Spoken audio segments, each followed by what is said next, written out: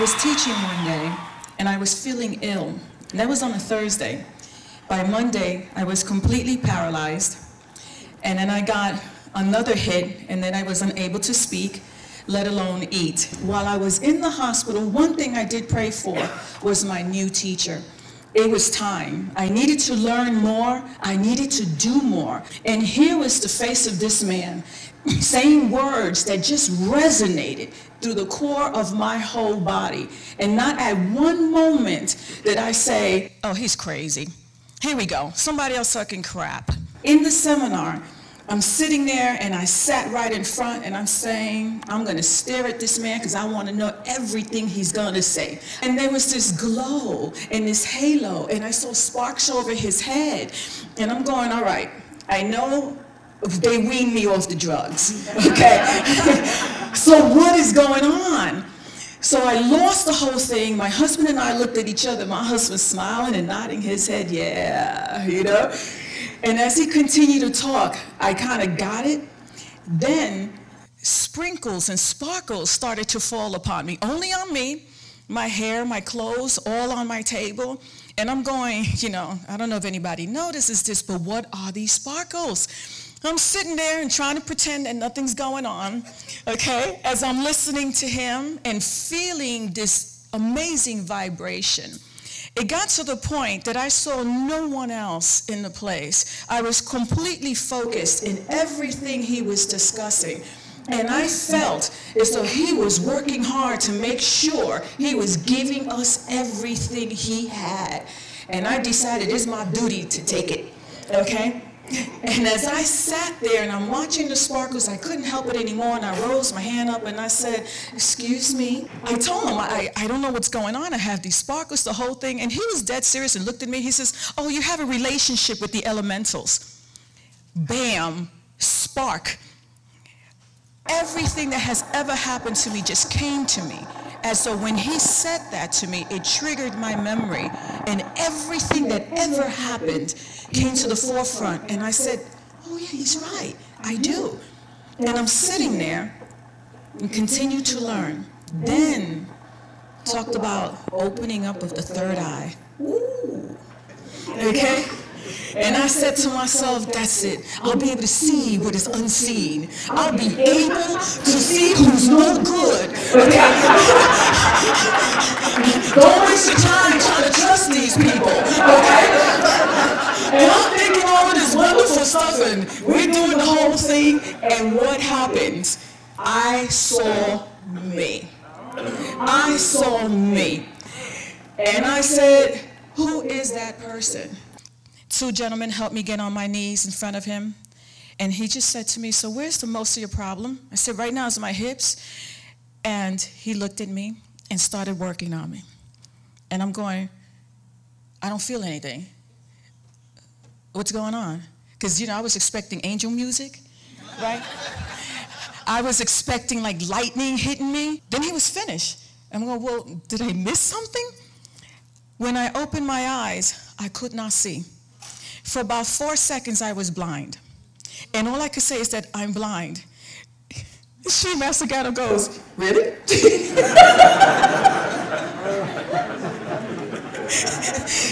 And now I'm saying, whoa, what just happened? So the two gentlemen helped me out. And as I'm walking away, I started hearing, you're going to walk again. Don't worry. It's going to take time.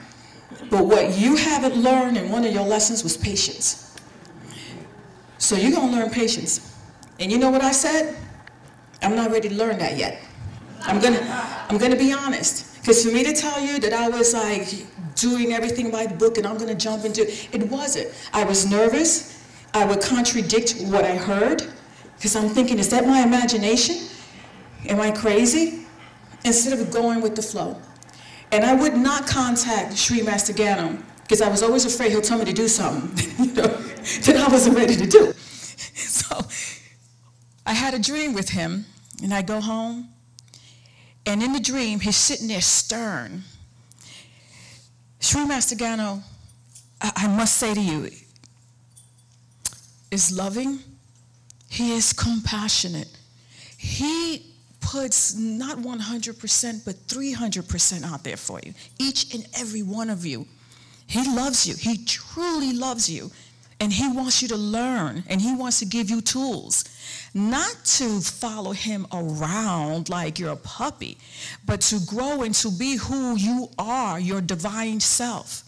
And I had this dream, and it was powerful. And he sat there and looked at me, and he was strict and stern. And he said to me, stop it. Stop it. Get up and do what you need to do, or else you're wasting my time. And this was a dream. Obviously, that's one of the dreams I didn't call him and tell him I had. So and then people say, well, why are you spending all that money?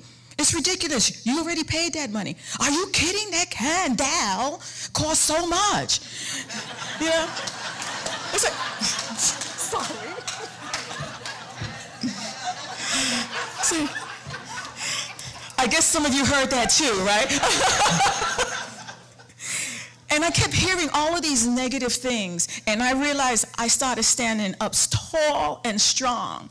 And I said, I follow him because every time I go, I learn something else, and I grow, and I'm happy, and I meet so many wonderful people. Sri Master, I love you. Thank you.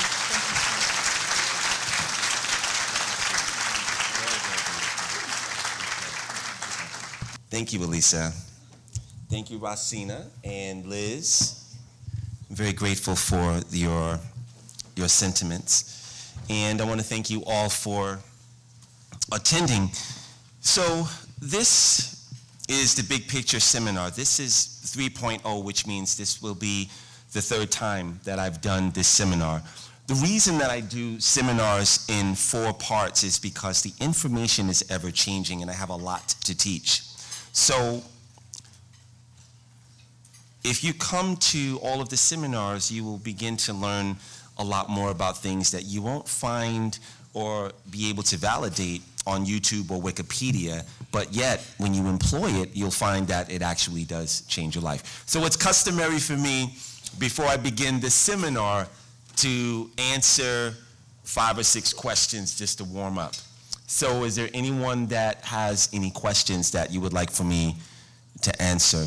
And I would also ask that when you ask the question, if you could stand up and we're going to get the mic to you, okay? You have a question, sir? Good afternoon, Sri Master. Good afternoon. Everybody. Beautiful seeing everybody here today. The question is, you posed a question to us to answer, and we couldn't answer it. What did Hathor give to the cow to cause the cow to be worshipped to this day? That was the question, and I couldn't get an answer. Most people couldn't answer it, and we would like to know the answer to that question. Okay. Well, that particular question, and did all of you hear the question? Okay. The goddess Hathor is a emanation, or it's a part of the goddess Sekhmet. And what was given to Heru, or Hathor, is that she gave to the cow is the advent of, and that's why the cow is venerated the way that it is. Let's go to right there in the back, right behind you. Thank you, Sri Master. Hotep. You're welcome. Hotep. Honors to you, the ancestors, spirit guides, honors to the higher dimensional beings, the ascended masters, the gods, and the creator. Dua. First question. Are you the real Sri Master, or are you one of your doppelgangers?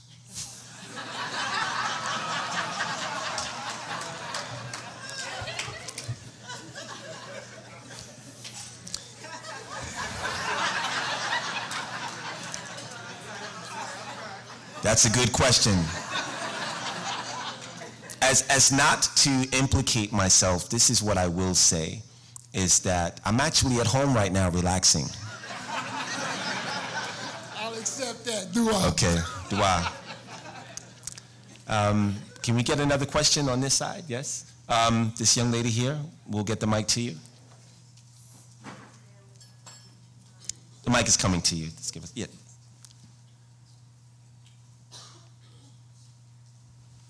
Greetings, family.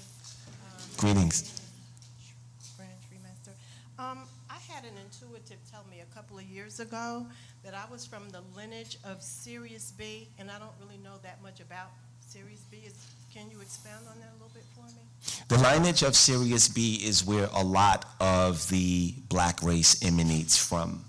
And a lot of the Neteru actually come from the system of Orion and Sirius as well. And it's where you're a star seed. So Sirius B also is where they generate beam ships. So whenever you see, if you go on YouTube and you look at a lot of the spaceships that are created with metals that don't exist on this planet, they actually are manufactured on Sirius B.